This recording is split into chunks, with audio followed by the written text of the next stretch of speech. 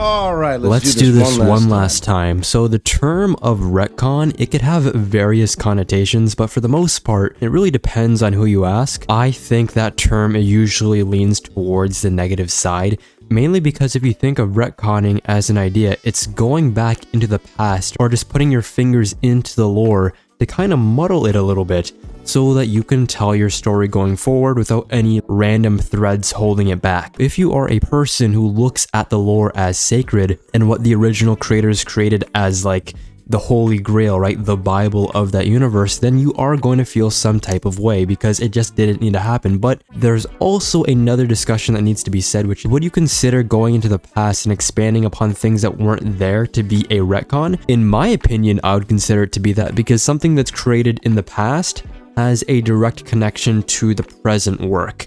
And what I mean by that, to use, I guess, Star Wars as an example, there's the original trilogy, which is 4, 5, and 6. Then there's the prequels, 1, 2, and 3. And then there's the sequels, right? 7, 8, 9. And the prequels and the sequels, what they really do is expand upon lore that wasn't previously there. We didn't know what happened in the past, really. There were some bits and pieces. In the sequels, well, maybe we had some sort of inclination from like the Legends continuity, but in terms of canon, there wasn't anything there. But in my opinion, and a lot of other people, what we see in the prequels and the sequels have a direct effect on how we perceive the original trilogy, because maybe we'll see something in the OG and we're like, wait, that decision doesn't really matter, or that was completely useless, because we see the fruits of that labor in the sequels. It was nothing. Or maybe in the prequels, we realize, I don't know, with Darth Vader, oh, he was a bad guy, he fought against Obi-Wan, we saw him actually kill his wife, we saw him get burned, and then we go to the OG trilogy and we see Darth Vader in the suit and we're like, oh, this man is burnt up like a crisp. This man is a literal kebab, and that's why he's moving like this. And then we also realize he would be much more powerful without that. So that previous context informs how we look at the OG trilogy going forward, right? In general, a retcon will change your perspective. And in today's video, I want to talk about the best retcons. I want to flip the script a little bit and talk about these ones in particular, because there are a multitude of them. And I don't really want to talk about ones that retcon a retcon, Heroes in Crisis being a great example. They retconned Wally to act in all these weird out-of-character ways just to find 4 or 5 different ways to retcon that one story so that everything could be put back to normal. That is a complete waste of time, because they're using all of their resources to combat a previous storyline, and that's not good. You could have been using that time to create good stories, but that cleanup crew needed to be there before we could get to the good stuff. The retcons I really wanted to talk about are ones that completely reinvigorate the mythos that allows us to have greater storylines going forward, or maybe certain retcons that completely change one aspect or a couple aspects of a character, or really just a masterful OC insert. And what I mean by that is an original character that you create such a perfect gap for, the puzzle piece fits right in. You didn't even know anything was done to the lore because it completely it goes in. It's like one of those things the train carries. What is that? Cargo? I don't know what this analogy is going for. Just putting it in and just letting it ride. These are the best types of retcons, and without further ado, before I just get into my huge yap session, let's just get straight into the video with some of the biggest retcons for the big two. The first two will be universe spanning ones, and then I'll get more into the nitty gritty of the characters and how they've been changed. So yeah, without further ado, let's get straight into the video. Now, the one that I have to mention, because honestly, it should be the first and people are going to talk about it in the comments anyways, what would it be? What is the biggest retcon there is in comics? It's not even that much of a question, but somebody is going to get it wrong. Literally, the main goal of it is to retcon an entire universe. It was the first one to do it, and possibly the most successful. Of course, I'm talking about Crisis on Infinite Earths. Now, the crisis of this event happened in 1986, and you have to remember the backdrop, I guess, of this is that in the early 1980s, DC collected a lot of continuities under their umbrella, a lot of properties, a lot of franchises, plus the idea of the multiverse was completely rampant, right? We had the Earth 1 modern heroes, we had the Earth 2 Golden Age heroes, the JSA, and then with Earth 3 we had the Crime Syndicate of America, and then we had all the other branches that I was talking about before, Earth S, Earth X, Earth Prime, all that stuff, because they now had access to characters like Captain Marvel. They had access to Plastic Man, they had access to Charlton Comics, which if you don't know, that includes Blue Beetle, The Question, Peacemaker, who else? Captain Atom, all of those characters were on their own world. But with the Crisis, what it allowed DC to do was streamline their universe, one universe to rule them all. Everything was broken down, a huge crisis by the Anti-Monitor occurred, the positive matter and the antimatter universes were kind of clashing together, and eventually it led to all of these timelines just breaking apart, the multiverse itself not even being a concept, and now we had one singular timeline. Everything of quality was merged together. No redundant characters. There was one Superman, one Flash, one Batman, no duplicates. Only one major version remained. So it's very simplified, very modernized, and it's very good and easy and ready to use, I guess, for new readers. And for a lot of people, why it was such a masterful retcon is because it streamlined the history while respecting the past. Everything that was really important, it was there in some form or another. We would have seen certain callbacks or certain things here and there that was actually made in pre-crisis, but now just moved over to post-crisis, but just given a little bit of an explanation so that new readers know what's going on. It allowed for a lot of books to be reset. Granted, some characters, Batman, Flash, Green Lanterns, those characters have a history of not being completely rebooted for some reason. I don't know why those characters in particular, but for them it was a jumping on point, and you could start there, it was completely fine, but if you read pre-crisis, you would have a lot better context for it. It's kind of weird, but either way, post-crisis, we had Batman Year One, we had Superman John Byrne, which I don't like. I know a lot of people like it, but in my opinion, not only did it get rid of a lot of Superman's lore, which is fine because we're starting from scratch, but it took way too long to implement all that pre-crisis stuff. And the things that it switched, like, I don't know, even Lex Luthor being an old bald man, they're not even in the same age range, stuff like that. Like them trying really hard to keep Superman the last son of Krypton, which he is anyways. Removing Supergirl or having her there isn't exactly going to change that phrase or title.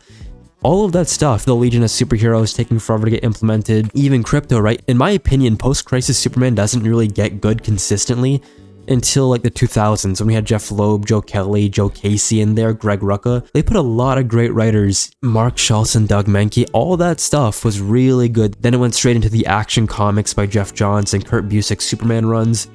Great stuff. 2000s, 2010s post-crisis Superman was actually really good. I didn't like the early stuff though, I'm gonna be completely honest, keep it a buck. Wonder Woman by George Perez was really good. Flash, it really allowed us to have Wally West become the main Flash. And that entire volume, was it like volume 2 or volume 3? I don't remember, but that volume of Wally West, one of the most consistent and great comics I've ever read. Great stuff. Green Arrow by Mike Grell was peak. We had Green Lantern, which Gerard Jones, he did a solid job. I don't really, most people don't like him as a writer because they know his past. If you don't know his past, don't search it up. And it's really a shame because he has written some of the best Green Lantern and Martian Manhunter comics despite his past. Green Lantern Mosaic, John Stewart is one of the best Green Lantern comics that I don't hear people talking about enough.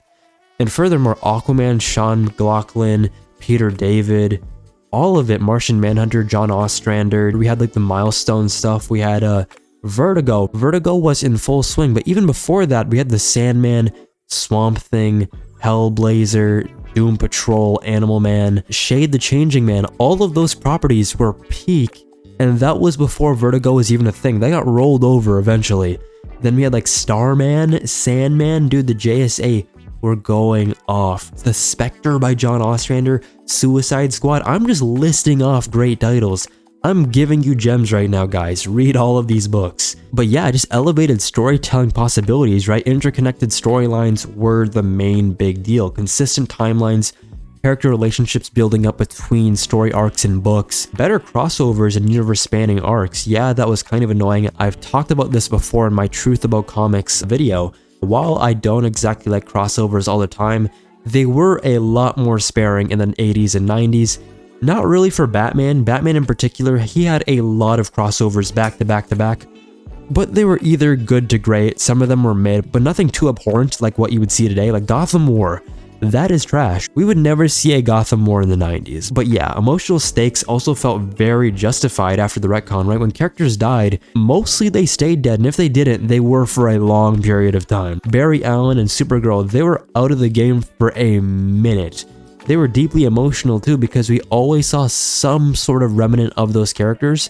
For Barry Allen in particular, I loved seeing the impact his death had on Wally, And the fact that a lot of readers who just got into The Flash didn't really know that much about Barry, every single time he appeared, it felt like an Obi-Wan Kenobi Yoda Force Ghost type of moment where it's like, dude, that character that I don't know too much about that was kind of legendary, he's appearing now to give our character some sort of wisdom. That is sick. Or just to be a topic of discussion to compare yourself to so that you could now overcome certain hurdles and become better than your predecessor. That was great stuff. It really allowed the DC universe to feel like one living, breathing world instead of just a pile of anthology books going about their own business. Everything got reframed to fit in this one beautiful DC picture that allowed every character to shine. I'm really surprised at how DC editorial were able to make every single character, no matter what era they're from, to have a defining story arc or set of arcs that really allowed us to value their characters. In this day and age, it would be a blessing, like heavens raining down from the sky, but giving us sunshine and rainbows for me to get a good Tim Drake storyline. And back in the day, everyone was getting good storylines. No matter if you got character assassinated, it wouldn't be for that long. You would go back to business as usual right after that arc is completed and that writer got off the book. Better days. Do you guys ever wonder why Marvel and their greatest heroes and villains don't age that much? Yes, this is something that people think about with DC, but with Marvel in particular, it's very linked to the real world. Real world events that we have here happened in Marvel. What James Gunn said is completely true. In DC, where there's real world building because there's completely different cities that's never been here before, it's like an alternate timeline to the universe that we have. We don't have Gotham or Metropolis. For Marvel, it's like plopping heroes on Earth, right? So everything that happens there happened here in terms of usual normal human activities, not all the alien stuff. All the big wars that we've had, Marvel's been through it, DC as well, but not to the same degree. Like 9/11, that's never happened in DC. Something that's close to it did, but in general, no. And the philosophy of Marvel was to create characters that were very relatable. And how do you do that? You link them to real world events. But when you do that, the more time passes in real life, the weirder it looks to see a character. Let's use Iron Man and Punisher for example. So Iron Man, let's say, was wounded in the Vietnam War, and the Punisher, he was a veteran of that same war. But as time passes, how can these characters be in their prime in the 90s, in the 2000s, in the 2010s? So they completely change the war that they were a part of. As they change the location of these wars, the time gets closer to our reality, whether that's through like, Afghanistan, Gulf, Iraq, take your pick. They completely change it every single era so that it makes more sense for these characters to be in their prime in the modern age. Spider-Man, he gets his powers like 12 years ago permanently. That's never going to change. In terms of like Reed and Sue Richards, they were visibly aging, but Franklin, he grew from a baby to a toddler, but he was like permanently 5, 6, 7 for a long period of time. If we look at the big events like the formation of the Fantastic Four or the Avengers or the death of Uncle Ben, all of it only happened quote unquote a few years ago, whatever that means. And nobody really questions it. In universe, eternity is like the living embodiment of time. They could quite possibly create all of this into existence, right? This entire weird in-universe meta-narrative could be created because of that. But there's this also really interesting theory along with Franklin Richards that I particularly subscribe to. You guys don't really have to, but let me lay it out for you if you don't know what it is. So, the idea is that Franklin Richards is one of the most powerful reality warpers in Marvel and has refused to age for a long time. So the entirety of this theory is based on the fact that characters like Kitty Pryde or, I don't know, the New Mutants, all of these characters, age creep happens to them. We see them age and they can't stay the same. But Franklin, he always stays a kid. Why is that? Well, some people believe it's possible that along with eternity, Franklin could have this very subconscious responsibility of creating this sliding timeline. The entire Marvel universe is kind of caught in this giant protective memory bubble, a nostalgic time loop, I guess, of sorts, where heroes grow but they never really get old, where legacies form, but no one really gets replaced permanently. It always goes back to the status quo, and major events reset, and they feel like it never happened to begin with. And all of this stuff, it's really more about emotional consistency. It's about preserving the Marvel Universe in the feel of the Marvel Universe without the literal math and logistics of having all of that really make sense. Because at the end of the day, we want these stories to carry on forever, and since Marvel is so connected to real-world events for their heroes' origin stories, logically, in real life, it had to change. It's a really cool feature, it's not a bug. While DC likes to do continuity resets, Marvel just lets it slip through the cracks. It's kind of beautiful, but also kind of terrifying, because time isn't a straight line. It loops, it's a spiral. It stretches. Maybe Franklin is the center of all of this. It's his wanting to keep his family together. Maybe it's eternity. Maybe it's just both of them working in tandem subconsciously. Whatever it is, it kind of creates a world where everything changes, but never too much, right? It's always on the cusp of something crazy happening, but it pulls back. Stan Lee said this best, where Marvel, what made it succeed is the illusion of change. Something big will happen, like the death of Gwen Stacy, and stuff that really changes the characters on a personal level. But if you take a step back and look at the mythos and the book itself, technically it did carry on as if business was just usual. Yes, the mental impacts are stagnant, they'll always be there, but in terms of writing the story, it's still the same. Just one character is missing, you know? And honestly, that's just brilliant for the type of storytelling model that Marvel implements. It's gonna go on forever. Might as well create a time system that reflects that, right? Jeff Johns, probably the biggest modern architect in DC history, was responsible for probably the best world building that DC has ever experienced, and I only say this mainly because this one change to DC cosmology led to videos being made where millions, and I mean millions, 10 million or more people per video are now getting attached to the Green Lantern mythos. People who weren't even reading the comics were now interested in the Green Lantern Corps and all of the other factions. And of course, the retcon I'm talking about is the creation of the emotional spectrum. It is so connected to nerd culture that people are making videos just about which character would fit in which Lantern Corps. And honestly, it's given Green Lantern rep such a high level of prestige just based on lore. You don't even have to go that in depth into the storyline. You just have to tell them, hey wait, guess what guys, there's more than one Lantern Corps. Then show them all of these other Lantern Corps, show them a little bit about their backstory and their powers, and then people stop hating on Green Lantern. And the only reason why they didn't like Green Lantern is because they were riding a bandwagon that they didn't even know why they were a part of. But what was the Green Lantern mythos before Jeff Johns and before the Kyle Rayner era? Green Lantern itself was always based on willpower. That was the foundation. In general, is willpower an emotion? Not really. It's the foundation for other emotions. It really is just the ability to push forward and to conquer your fears. And it makes sense because it is the middle of the spectrum, and it's the part that has the least control of your mind. The more you go towards the right or the left, the more control the Lantern power has over your mind, the more control you have over your autonomy. And the Guardians of the Universe, they didn't really believe or want any emotions to be a part of their core. People argue that willpower is not an emotion. They know that. It was there for a reason. It has to be the baseline and the easiest to control from a general perspective. The Guardians are basically generals at the end of the day, but from there we had to expand. Sinestro, he always had a yellow ring, but what did it really mean? Yellow is fear, and fear is the direct opposite and the biggest enemy to will. If fear can overcome will, will is null and void. If will can overcome fear, fear is now null and void. The back and forth that Johns made really makes their dynamic, and why Hal and Sinestro and their rivalry, it just makes it one of the best in comic history. That very vague explanation of it being fear and the yellow impurity now got tied to Parallax, the same name that Hal Jordan called himself in Emerald Twilight when he destroyed the Lantern Corps. They now made it a separate entity. They put it in the Lantern Battery, and now that is the exact reason why Lantern rings can't work on the color yellow. And as soon as that thing escaped, they didn't have that weakness anymore.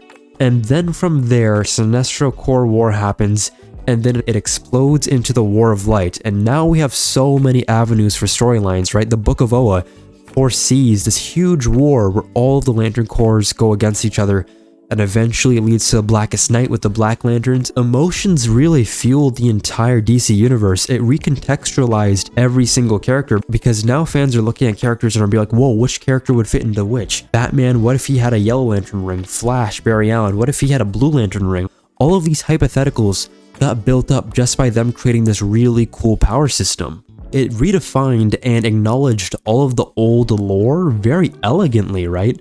Why did Sinestro turn to villainy? Well, it wasn't because he wanted to betray the system, not just that, but because he mastered the opposite emotion. You can't work with the willpower core if you mastered fear. It just doesn't work. It's like oil and water. It's not meant to mix. From there, it led to new cores, new ideologies, new conflicts, new characters being expanded very rapidly. It added more philosophical weight to each battle. What does it mean to be hopeful in the face of rage? Can love be twisted into obsession? We see that with the main entity of love literally being called the Predator. Love can be seen in multiple ways, either good and evil, which is why there's a lot of hopscotch and jumping back and forth with the Star Sapphires and the Zamorons. Is willpower truly neutral and a balance point between all extremes? Or can it also lead to other consequences? Because it's not like all of these willpowered beings don't feel other emotions. Kyle Rayner is a perfect example of that. How would he be able to master all emotions while having a Green Lantern ring? There is something wrong with the blueprints the Guardians made. But yeah, it's very satisfying seeing all of these cores being brought up and then seeing how they fit so well. Let's just go down the list, right? The Red Lantern Corps, why were they established? The precursors to the Green Lantern Corps was the Manhunters, right? And what did the Manhunters do to be decommissioned? Well, they completely massacred an entire sector. Sector 666 was taken off the map. And because of that, the Guardians had to destroy all of them and then start the Green Lantern Corps. Now the Red Light of Fury is made, fueled by pure vengeance. Atrocitus, he now gives a voice to everybody who now sees the Guardians as failures. Their failed attempts to bring peace to the universe caused the deaths of millions upon billions of people. The Blue Lantern Corps was formed by Ganthet and Sade, and Ganthet was always known as one of the more compassionate, just emotional Guardians, so it makes sense for him to branch out and do his own thing for believing in emotion. And it's very philosophically rich, right? It represents faith in the impossible, and the impossible in and of itself is predicated on willpower. So willpower is usually the action and hope is like the belief in that action. So it makes sense why Green Lantern rings and Blue Lantern rings work so well together in tandem. They were meant for each other. Will without hope and vice versa is just a dream. If you look at the Orange Lanterns, the Guardians struck a deal with Larfleet to have the orange light buried. In exchange for eternal solitude, he can do whatever he wants, steal whatever he wants. Within his system, his whole domain is the Vega system, which has been previously established to be a no-go zone for the Green Lanterns. That's why we've never seen Orange Lanterns. So all of these pieces are coming together. Jeff Johns was in his bag. Anybody who doesn't like this run is trying to be different. The Star Sapphires, they transform chosen women and even men into Star Sapphires, fueled by a very intense emotional bond. And as I've said before, it could be positive or negative. And that's why in the Golden Age, Carol Ferris had a persona. She was completely different, almost like an alternate personality every single time she became this. It's because she was possessed by the violet light of love. She was recruited by a cosmic force that was out of her control. The Indigo Tribe, it really allowed an expansion on Abin Sur as a character. We knew that he was very obsessed with the War of Light and Blackest Night. He knew of this prophecy and he talked about it with his peers, so why would he not create contingencies? He used the Indigo Light to reform criminals through this kind of lobotomy, completely getting rid of their will and changing their person. He used empathy to give life into the most heartless beings, but it also leaves a bunch of ethical codes that we'll talk about later, maybe in a next video. But yeah, it just fits so smoothly. Everything was very thematically cohesive, and nothing really felt out of place. Every single thing represented a worldview, a morality system, a philosophy to be followed, and that in and of itself showed where all of these factions stood on the front lines, where their morals were, so that when the battles finally came, we knew what was going to happen, we knew what alliances were going to form, and we knew which characters were going to break it up eventually. Jeff Johns, man, he just color-coded everything. If you're colorblind, I am so sorry. But he deepened the lore and just made the Green Lantern mythos feel like cosmic poetry in motion. It was great.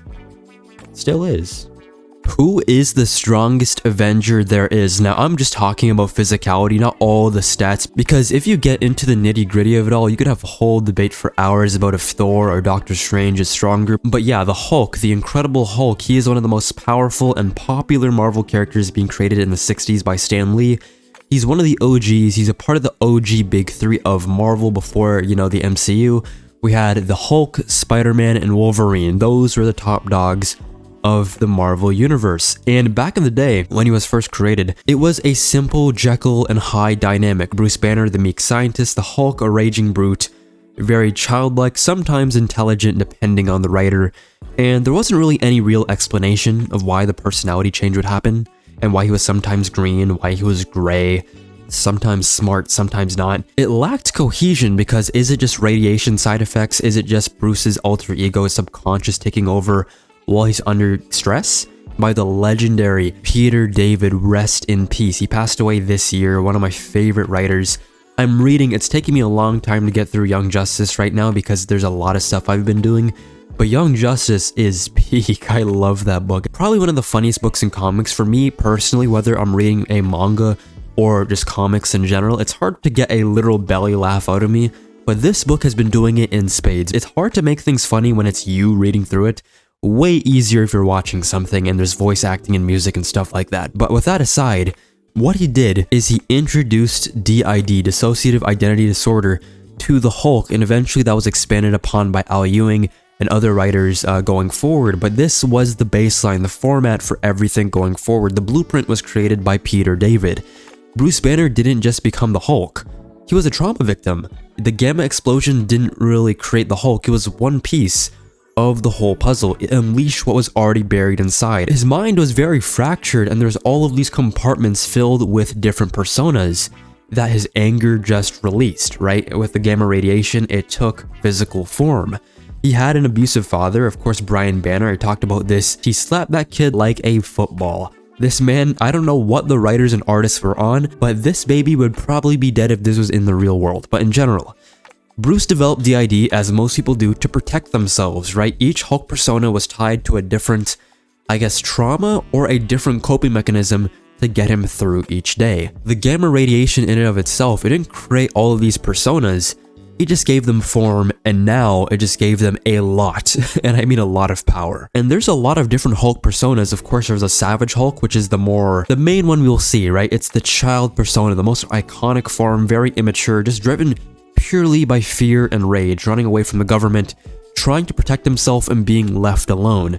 It represents childhood trauma and just lashing out against a very cruel world, in my opinion. He hates Bruce a lot. One of the iconic nicknames he has with Banner is Puny Banner, right? Yet he fears abandonment. He doesn't want to be by himself, so he can't completely get rid of Bruce because that's the only person he has. Then there's the Grey Hulk. Going back to the original book, he was great to begin with. That is what Stan Lee and I'm pretty sure Jack Kirby. What is the original? I'm being a fraud right now. Who is the original Hulk artist? Jack Kirby. Okay, I was on the ball. I'm not a fraud. Let's go. But yeah, that was the original debut, and to kind of go back and fix it a bit, this Grey Hulk was now street smart, very morally gray, but he was cunning, very selfish in a way. And he also became the Joe Fix-It persona, right? A Las Vegas enforcer. And in my opinion, he represents a very cynical side of Bruce, very repressed and sarcastic. And what's really cool is that he acts mostly throughout the night. When the moon goes down, he comes out, kind of like a makeshift werewolf. Symbolically, if I'm gonna get in my bag, he would represent the kind of the darker self you hide from the light, right? Then there's Professor Hulk. He is the fusion from Banner and the Hulk, Banner's intellect, the Hulk's strength, and Fix-It's attitude kinda, but Banner is more in the driver's seat for the most part. It's still a new persona, and it was created to have this attempt to like psychological integration, right? To have everything work together, to have a peace treaty between Bruce and the Hulk and all of the identities. It seemed very perfect at first, but throughout the years, you would see it become very unstable. Then, of course, we have the Devil Hulk, which was introduced in the late 90s, but not really fully realized until Immortal Hulk, of course, with Al Ewing. A very cruel, vengeful, and terrifying part of Bruce's mind, trying to destroy the world. That's all it wants, but it exists to protect Bruce at all costs. It represents the abused child. It becomes the dominant persona in Immortal Hulk, exposing a lot of the dark truths of Bruce while serving as a guardian angel in a way. All it really wants is to act as the parental figure to Bruce, the one that he never had. And then we have the exact Immortal Hulk. And what I really think that is just the immortality, right? You can't really die, he just changes shape, he operates at the night, very demonic, and connected to the one below all. That's a whole different discussion on what the difference is between the Immortal Hulk and the Devil Hulk. They're kind of the same thing. but then there's also a lot of power systems that are kind of different, but they're basically the same.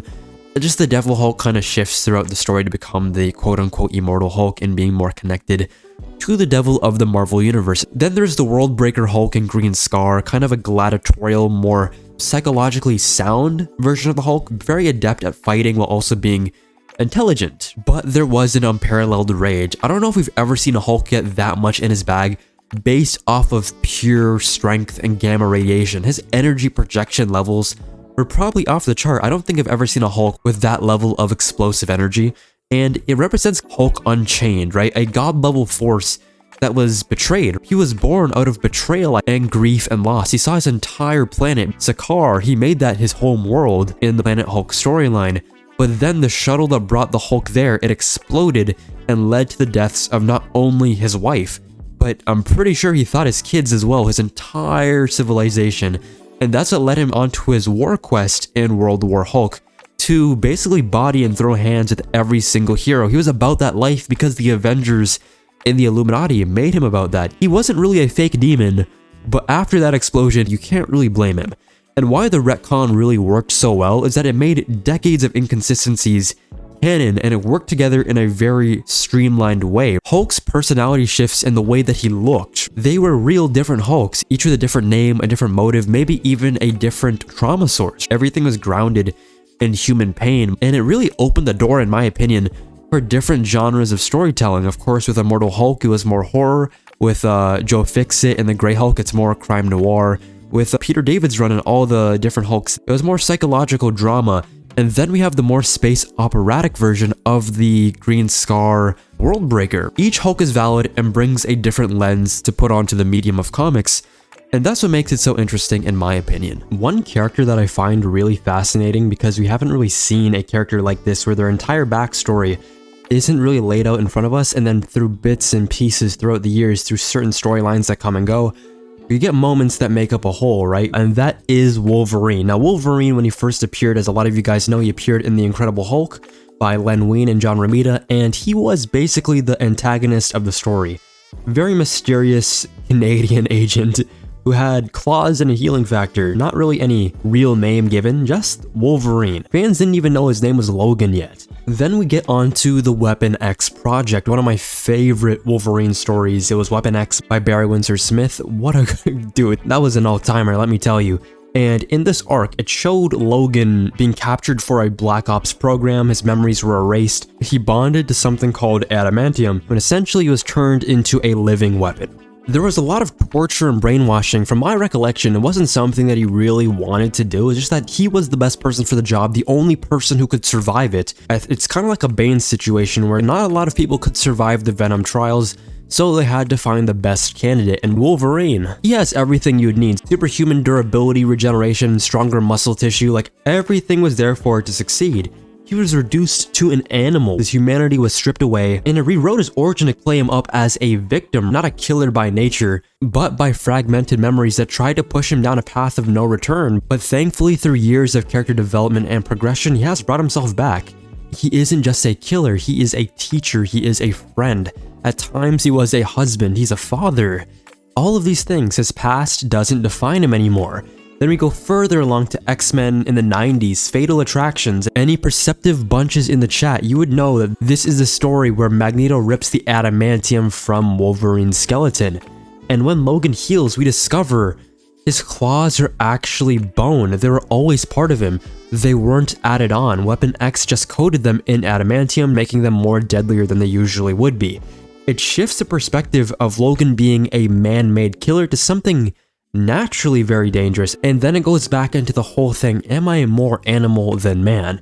If we go to the past, it adds another layer of tragedy and inevitability that he was always meant to be a weapon. And then finally, in 2001-2002, during X-Men Origins by Paul Jenkins, this is almost 30 years removed from his debut, and now we're getting his origin. We realize that he was born in the late 1800s in Canada, and finally we see his real name. It's not Logan, it's James Howlett. He was born into wealth, I'm pretty sure, and secretly the illegitimate son of the Howletts, groundskeeper Thomas Logan. And the tragedy of it all is that when his powers actually emerged, He killed John Howlett, and then he killed Thomas Logan. It defines Logan as a child of trauma, why he's always so isolated and alone. His connection to Wolf and nature, being by himself. He was forced to be that way. And then we realized that he was manipulated for decades by Romulus, who kind of engineered his path. And it establishes Wolverine as a pawn in a larger conspiracy, but obviously he makes his way out of that, and he is his own man. He lost control decades ago. Romulus doesn't have that much of an impact in how he pursues going forward. And then, in House of M and Decimation, we learn that Wanda gives Wolverine's memories back as a gift. The whole loop, it's now closed. Everything is now there for us to see. And Wolverine is now completely whole, with all of the horrible stuff that happened in his life being a part of him, while also giving him back all the good stuff. And why it's so effective is that it was slowly layered over time. You know, the many layers of the human body, going to like the muscle, the skeleton, the skin, all of that, the nerves. That is how multi-layered the backstory of Wolverine was, and how we uncovered it piece by piece, building our puzzle as we went as readers. And it served the character very well, because Logan's entire story, thematically, it's about identity and loss. And we see that him being a blank slate was light work for everybody around him trying to manipulate him. He was seen as a tool by others, not as somebody who needed to be loved, and that is the tragedy of Logan, and thankfully, he found his new family. Family doesn't always have to be blood related, they are just the people we find along the way. And that is all there is to it. One of the most complicated and convoluted characters in comics has to be Hawkman because of the reincarnation system that he has. It's very unique and interesting, but it's hard to keep up with and have everything align and make sense when everything is happening at the same time. In the Golden Age, it was Carter Hall, reincarnated Egyptian prince now working as a hero in America with the JSA. Then in the Silver Age, we had Qatar Hall. I know, great names. Very creative names, but this was an alien cop from Thanagar. That's where, of course, the wings come from, blah, blah, blah, blah. DC never really picked one to focus on, and they never combined them successfully either. They didn't try to do it in a convincing manner, or even thinking about that topic at all. You know, like Superman New 52 and Superman Post-Crisis got like melded together for the Rebirth version. They could have done that, but they never did. Then Crisis on Infinite Earths happened. It rebooted the DC universe, but it didn't fix Hawkman. It gave us some good Hawkman stories, but it was still as convoluted as ever. It led to a lot of timeline paradoxes because things weren't lining up. And then in Zero Hour, they tried to merge Hawkman into a Hawk God abomination. I don't know what it was, but fans did not like that either. There was no narrative glue to hold everything. It was just multiple contradictions slamming their heads together so many times that we were grateful all the continuity disasters were held in one Hawkman-shaped hole. Then Robert Venditti came in 2018, and I'm not going to act like there wasn't great Hawkman stories before because, you know, Jeff Johns did it, Ed Brubaker, there was a lot of great Hawkman stuff, but the reincarnation aspect, Robert Venditti was in his bag. So Carter Hall is now the same soul reborn again and again, not just through history like Egypt, medieval England, the Old West, but across planets, timelines, and dimensions. His past lives now included Qatar Hall of Thanagar, right?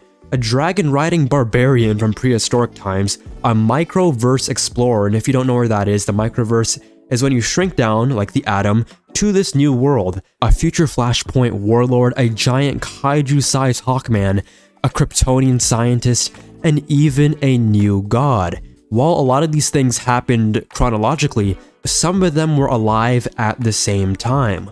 It made it so that the mess of his continuity was now a mythology, right? It was everything that made him who he is. It didn't erase anything, it honored everything. In fact, it went even further by not only looking at past incarnations and making it one, but by making new ones. It elevated the character into a more cosmic landscape. He wasn't just the guy with wings. He's a cosmic avatar for redemption. What does that really mean though? Well, the whole background about it was that he was originally known as Qatar Deathbringer, who was a very ruthless general who served as a kinda like a death god, leading armies that exterminated entire civilizations. But during one massacre, he had a moment of hesitation and a tiny spark, I guess, of empathy. And that act of rebellion kinda doomed him in a way. I'm pretty sure by a god, he was now forced, given a punishment, to reincarnate endlessly across time and space, saving as many lives as he had taken until his karmic debt was repaid. So now Hawkman, every time we see him, he has an innate goal, and at the end of Robert Venditti's run, we see the future that leads to after everything is said and done. So now Hawkman isn't just about, oh, I'm just gonna save people and be the hero. He's about saving as many people so that he can reach the afterlife. It's a very selfless endeavor he has onto himself because as a hero, he wants to save lives, but this is his reward after everything is said and done. His choices echoes across time. Every life that he has, it matters. Every memory he has, it matters. If he messes up once, that could send him all the way to the back of the line. He has to do a whole marathon of saving more people just so he can make it to the afterlife at his preferred choice, or it's just never going to happen.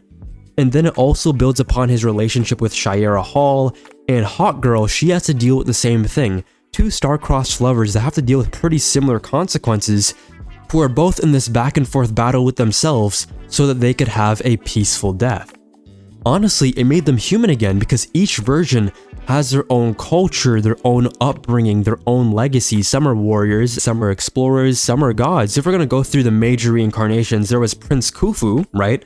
Who was one of the earliest versions, probably his base, right? If we're gonna look at this from power scaling for some reason. Born in Egypt, he was murdered alongside his lover, who is, of course, the modern-day Shiera. Her name was Shiera. I don't even know if that's how you pronounce it, but either way, their souls are bound together. Then, of course, we have Carter Hall in the Golden Age and kind of his main version. He uses nth metal weapons to fight crime, a man of science and mysticism, and he's a central part to a lot of the JSA's biggest stories. Then we have, of course, as I've mentioned before, Qatar Hall, who is the alien police officer, and that is the one direct connection to Thanagar, that whole place with aliens with wings on their back. And he was originally meant to replace the Golden Age version. Eventually they merged. He used a lot of Thanagarian tech, even things like anti-gravity boots. A lot of fun, a lot of sci-fi elements and flavor added to Hawkman's legacy. Then we had like the Titan Hawkman who reached and fought against massive threats across the far reaches of space. And then also one that I want to mention is the Sky Tyrant, a very twisted version of Hawkman from the Dark Multiverse, who embraced his original nature as a killer. He didn't want to redeem, he just wanted to add more deaths to his body count so it would take longer for him to reach the afterlife. And try to correct me if I'm wrong down in the comments below, but for the most part, all of Hawkman's reincarnations are good. But with Qatar Deathbringer, he is the one bad apple. With him out on the loose, it pushes Hawkman's soul a lot back. And he had to defeat him so his bloodlust didn't corrupt his soul. All of them share the same soul, paying penance across galaxies and timelines. This allowed Venditti to make a giant mess make sense. It turned him into a myth so big that all the contradictions worked together in his favor. And here we have Looney Mooney himself, Moon Knight. Now, Moon Knight is a character, there's two very big retcons that happened that changed the course for all of his stories to come. So originally, of course, by Doug Mensch, he was a mercenary in Werewolf by Night. He was seen having very silver and moon-themed weapons, and he was just an antagonist, right? But after, when Doug Mensch finally got the opportunity to write a solo book, he created the idea of Khonshu. And this is where Moon Knight becomes Moon Knight, right? Mark Spector dies in Egypt after being betrayed by a bushman. He's revived by the Egyptian god Khonshu, who makes him his earthly avatar. He returns to America, and now in his pursuit to fight against crime, he adopts three personas. Mark Spector, who is his normal persona himself, the mercenary, very down and gritty. Then Stephen Grant, the millionaire, and Jake Lockley, the cab driver. In the beginning, it was kind of like Batman, where he just used different personas to get what he wants, like Matches Malone. If we're gonna look at Batman and kind of compare it, Mark Spector, that's just Batman. Stephen Grant, that's just Bruce Wayne. Jake Lockley, that's Matches Malone. Of course, Bruce Wayne has more identities that he uses, but those are the main ones that come out to play. And that's how Moon Knight was for a long period of time. But then, DID was introduced to be a huge part of his character, kind of like the Hulk. And this really took place in the 2000s, I'm pretty sure, in Hudson's run in 2006. We now learned that all of those different identities and disguises were kind of a way to signify mental illness, but now they made it so that these weren't just spy-like compartmentalizations. They were in fact different alters. Beforehand, Brian Michael Bendis made this canon in the Ultimate Universe, and it got relayed into the main continuity. And then here comes Mark, Spector, Moon Knight. Now, in this volume, volume 3 to 5, it changes things up a bit. Is Khonshu even real, or is it just a delusion? A voice in Mark's head? Maybe it's a part of his illness. And the tension of this becomes a core theme. Is Moon Knight divinely chosen, or is he just crazy? And that, in my opinion, is what made Moon Knight very compelling. Not just the DID aspect, but the fact that we don't know what's real and what's not. The reader doesn't know what to believe, which mirrors Mark and his own fractured perception of the world. And then in Brian Michael Bendis, when he finally got to write a Moon Knight run, which I don't like at all, this run is garbage, but he retcons it so Khonshu has 4 aspects, right? The Pathfinder, the Embracer, the Defender, the Watcher of Overnight Travels. All of this is reflected in how Moon Knight sees himself, and then we go into the God of Vengeance era, right? Moon Knight 2014-2015, the Ellis Lemire era might be one of, if not my favorite, because he gets reinvented yet again to be a sharp, minimalistic vigilante. He gets max level aura and drip. Mr. Knight is peak. It's so good.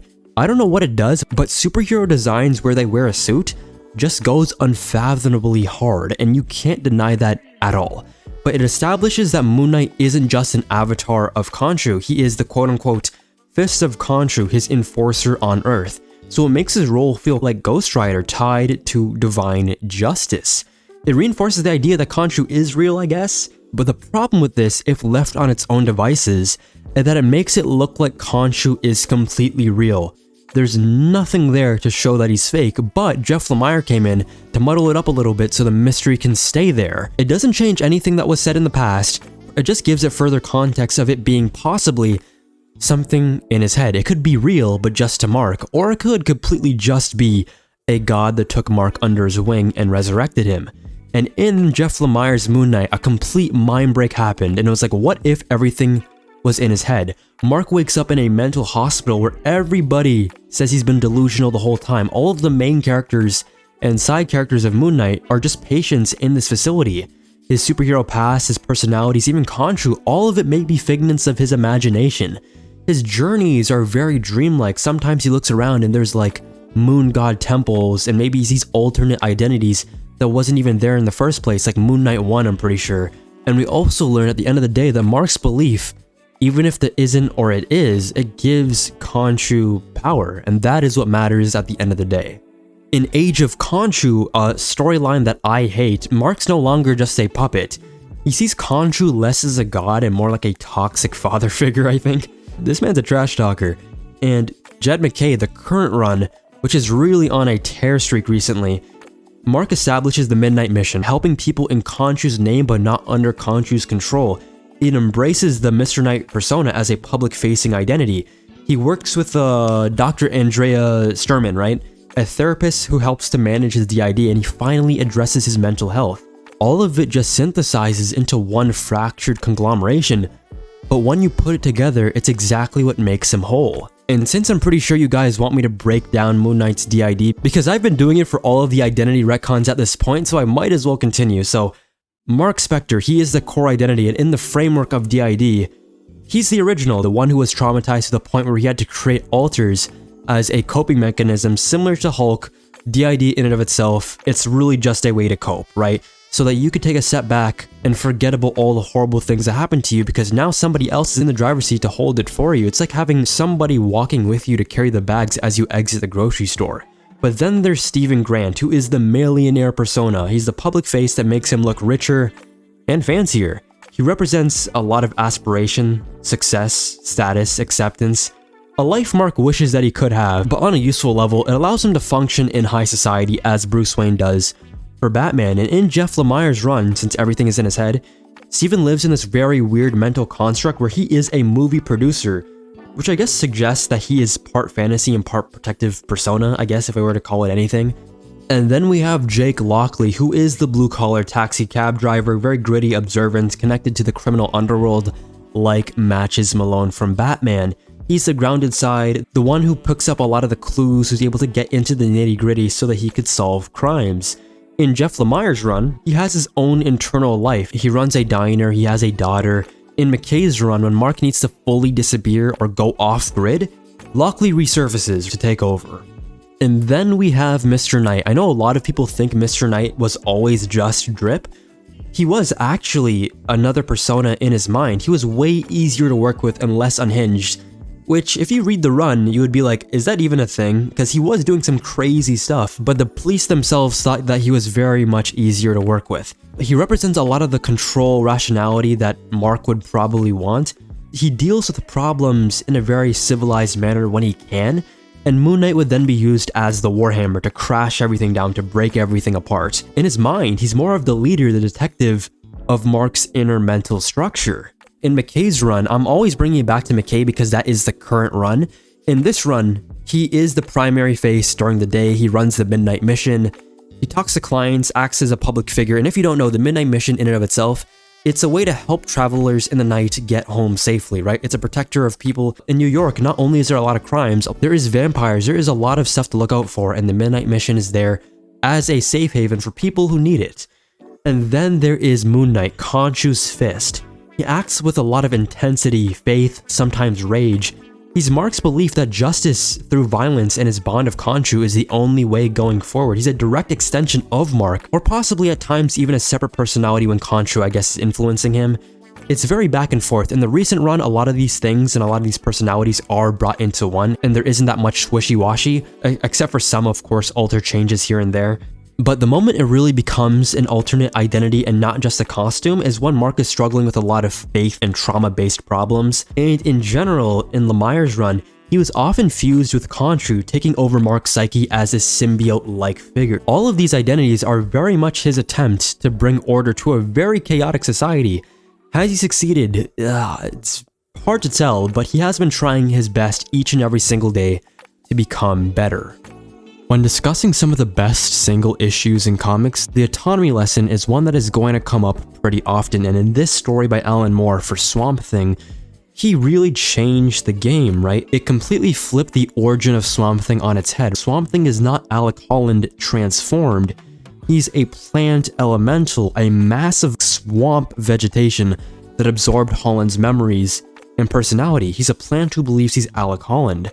His human identity, all of that is just an illusion, a ghost, I guess, echoing in his mind. He's a being who was never truly human, and this really frees him from that human tragic arc of trying to go back to normal because he's not that at all. But it launches him into more philosophical and mythical just ideas and concepts that we wouldn't have seen otherwise. It opens a huge door to this giant lore expansion of the Green and the Parliament of Trees, a collection of vast plant elementals across time.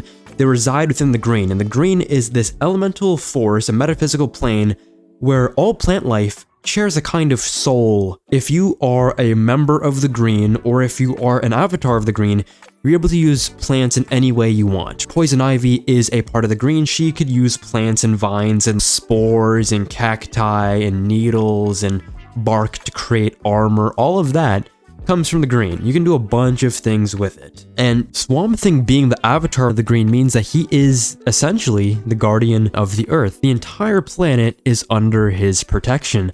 And this concept becomes a very central theme for a lot of Swamp Thing stories going forward, and how they expand upon the cosmology of these different colors, right? There's the red, which is all the animal forces, and of course Animal Man deals with that.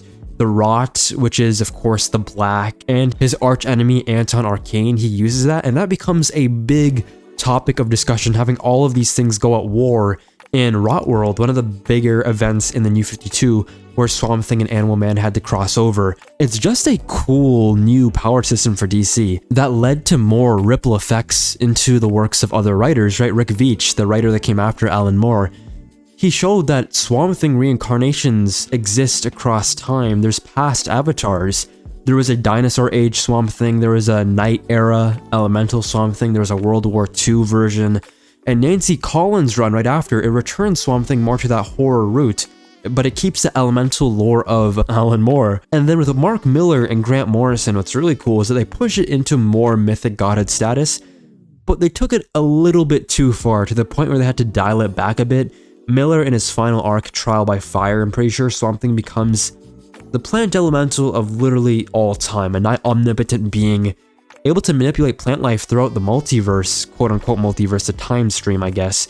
but it ends with Swamp Thing merging with the Earth itself, passing on the role to a new elemental. That stuff is kind of null and void for now. Jeff Lemire and Animal Man, he's the writer who really explored the red. It really created a cool elemental framework that conceptually felt like a grand cosmic linchpin to the entire universe, kind of like the Speed Force or the emotional spectrum that I talked about before. And it just leads to endless storytelling possibilities, horror, romance, environmental myth. It leads to a lot of just social issues I can talk about with the environment, cosmic godhood, philosophy, and allegories. And it was really the thing that influenced Vertigo and comics going forward, right? With the Sandman comics, Animal Man, and Hellblazer. Hellblazer itself was a direct spin-off off of Swamp Thing because he first appeared through the pages of Alan Moore's Swamp Thing. The Parliament of Green, for those who don't know, it has a purpose and function that stewards the green, right? It maintains the balance of nature. They don't really interfere with anything directly. They kind of have like an Owatsu the Watcher type of vibe where they observe and guide and warn their avatars and people. They have a memory archive. They remember everything. They hold the collective knowledge of plant life, its cycles, its pain, its triumphs, which is why there's a lot of moments where Swamp Thing tries to like decimate cities and stuff like that. But he has calmed down over, of course, the years, and the afterlife for plant elementals is a part of this as well. When Swamp Thing's job ends, his essence is now absorbed into that parliament, where he becomes one of them, a spirit tree in the jungle. And there's this one image that I really love with all of these weird, cool, interesting versions of Swamp Thing, all lined up, just an army of them, ready at the beck and call to fight against those that would cause harm to the green. In practice, all of these parliaments, like the waves, the rot, the red, fire, I'm pretty sure there was one that was completely like vapor or mist.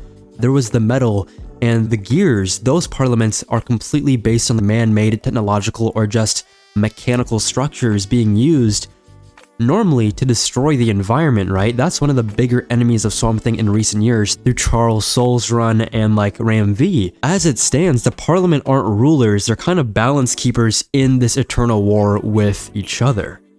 Possibly the best resurrection in comics, barring Hal Jordan, is my GOAT, the Winter Soldier. Now, I have a whole discussion on why I think Winter Soldier is better than Red Hood. I'll leave the video down below. It is in the Red Hood section for your information, so when you're checking the video, go to the timestamps and check Red Hood.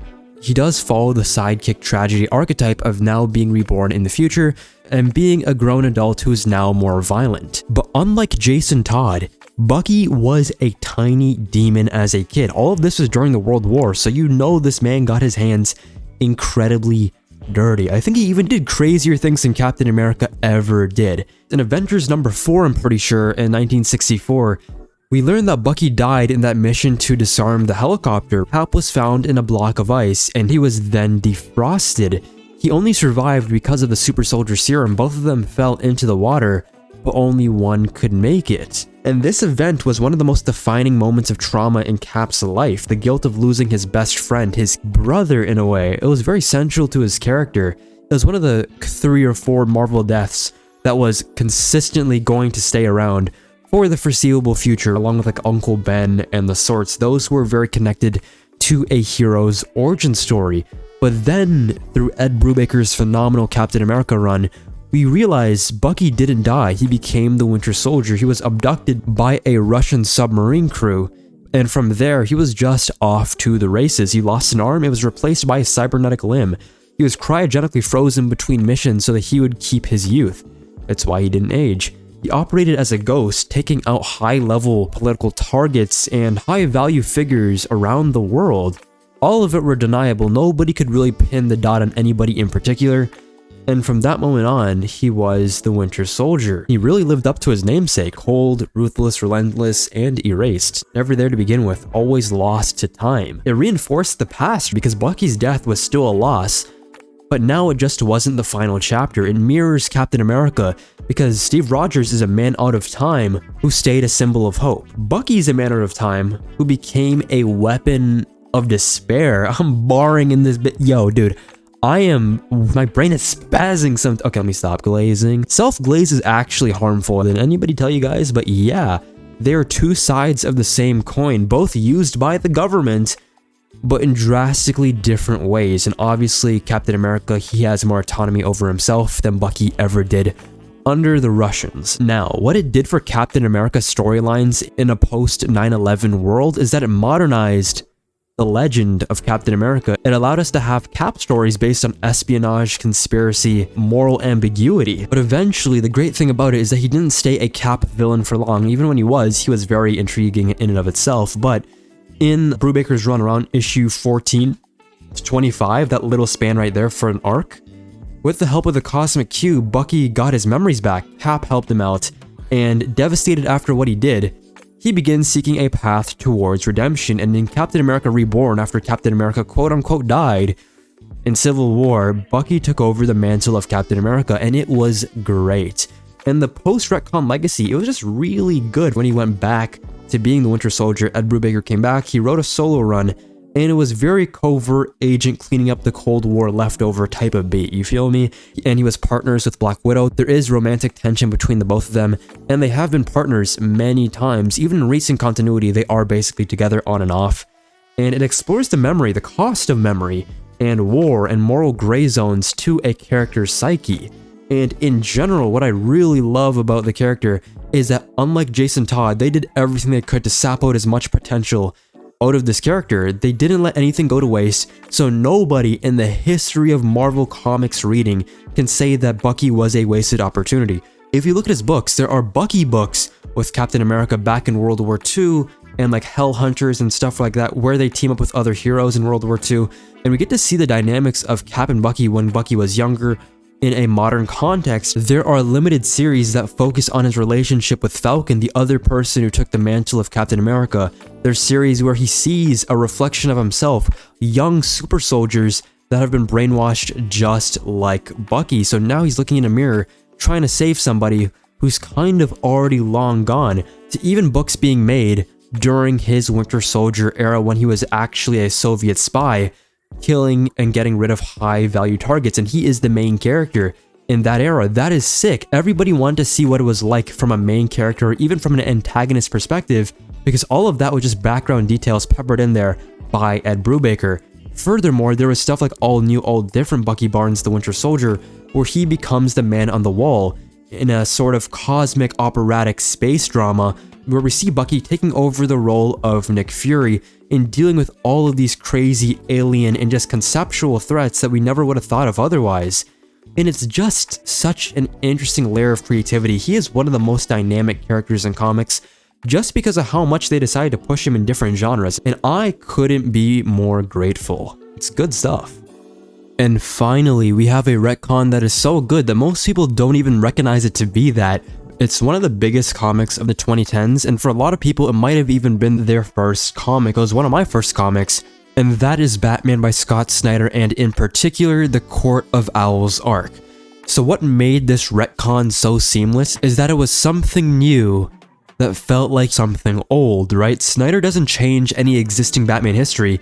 Instead, he says, what if there was something hidden in Gotham's history all along, something that the history books don't really tell you about? It's a missing page, a link that you could never meld. It's just empty air. And the power comes from the fact that they've always been there and Batman never saw them. Batman as a character is known for knowing every single thing. Even in the beginning of this arc, once he's fighting one of the Talons, we see his Gotham knowledge. He goes out of the window with the Talon, and he knows exactly where the gargoyle is on one of the buildings to land safely while the Talon falls down into the ground, basically into a vehicle. It's positioned as this sort of myth, a superstition that the court exists. It was one of those nursery rhymes told to children so that they don't do anything stupid, right? Nobody thought that this was real. Bruce, in and of itself, he was a little kid and he got told that by his parents, right? Everyone gets these little stories. It's a part of Gotham culture. But when the Waynes died, because of the nursery rhyme that was told to him by his father, he thought that the Court of Owls did it. Joe Chill was an enforcer sent by them, and there was an owl at his window, kind of like an omen.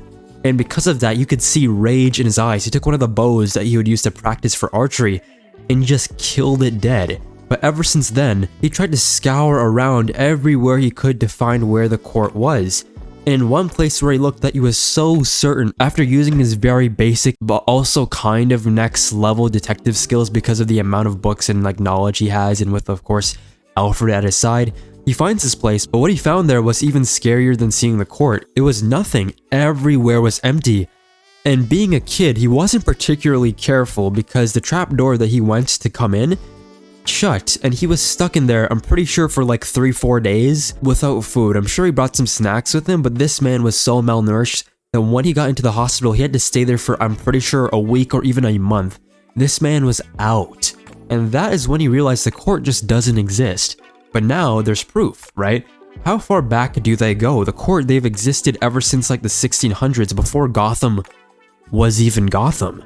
Wealthy families use them to protect their power, their businesses, their land. In fact, they're behind the design elements of many Gotham landmarks that we see. That's why there's a bunch of owls and like sigils that are embedded into the Gotham architecture, the same way there's gargoyles and even at times bats. It was a form of territorial dominance by the court, and from there they enlisted enforcers, that of course being the Talons. And Talons were children. I'm pretty sure they stole children from the circus, like working class families, and raised them to be emotionless killers. Once they retire, quote unquote, they're placed in suspended animation, allowing the court to revive them centuries later. And their biology, it's very altered. They become kind of Deadpool-esque because now they have a healing factor, and they're one of the few enemies that Batman does not hold back against. He uses his entire arsenal against them, and one of their major weaknesses is cold. So you'll see Batman throwing cryogenic batarangs into these people and then breaking them into a million pieces. You know that Teen Titans clip where Robin throws one of those ice discs and like breaks somebody into a billion pieces? He learned that from somewhere, it wasn't just out of nowhere. But the thematic power and why it works for Batman, the entire idea is that he doesn't know his city. That's the core pitch of Snyder's idea. It's simple but brilliant. I love this. Every single time I see a retcon pulled so smoothly to the point that it just becomes an instant classic right off the bat. I know a lot of comics, maybe it'll take a year or a bit, maybe seeing other comics push for it, or certain references because a lot of the writers or the readers like it, so they do all this, and that. This thing, after the first like 7-8 issues, bestseller. Everyone was about that. Another aspect that needs to be considered that's pretty brilliant but also simple is the fact that owls are the natural predator of bats. Owls eat bats. Symbolically and literally, it's the perfect visual and narrative format and inversion for Batman to fight against. Their presence forces Bruce to have a lot of doubts, I think, about his past, the murder of his parents, as I've said before, the safety of Wayne Manor, because in Night of the Owls, they just sent a whole battalion of these guys after Wayne as he was tripping, bro, and he was barely sleeping, and he had crazy injuries because when this man was in the maze, he got stabbed in the back by a Talon, and now he was in his recovery state. And the loyalty of Gotham's institutions in and of itself, all of those things were now put into question because Bruce Wayne, as one of the biggest philanthropists of all time, he uses his wealth and resources to talk with others to get certain plans moving. But now, after figuring out that the court is just built on the foundation of many wealthy aristocrats in Gotham, who can you trust? Bruce doesn't trust anyone who's wealthy because a lot of them are just lying snakes that do the worst to the working class people. But now he has to be extra careful, another little twist upon the Bruce Wayne identity that he now has to deal with. And then there was also the Dick Grayson twist, right? The court intended for Dick to be a Talon, and Haley Circus was a recruitment site for a lot of these Talons. And Bruce adopted Dick right before they could do anything. They couldn't take him because Bruce stepped in. That's one of the craziest things, is that this storyline was supposed to be for Dick Grayson's Batman. And I honestly, even though it was really good as a Bruce Wayne storyline, imagine if this was a Dick Grayson Batman storyline, because this is supposed to be a trilogy. The first one was Gates of Gotham by Scott Snyder. The second was Black Mirror, which is one of the peakest Batman stories of the 2010s. And then Court of Owls. Dick Grayson as Batman would have been unstoppable. He's already one of the best Batmen there is in terms of source material and the amount of great comics he has in a very short 2-year span. But man, if he went one extra year into the Court of Owls, oh my goodness, this man might have been almost at that Bruce Wayne tier. I'm telling you, Scott Snyder was in his bag. But yeah, it wasn't just a great retcon, it was a revelation. It didn't rewrite anything about Batman's past. It just showed that there were whispers of something within like the floorboards. Everything there, the secret society of Gotham's elite, they were trying to shape the city through silencing others. And now we realize after this that the shadows don't necessarily just belong to Batman, they belong to other secret organizations and entities, and it led the way for other storylines just like this to pop out of the woodwork, and more people trying their best to emulate what Scott Snyder did with the Court of Owls. Sometimes it works, sometimes it doesn't.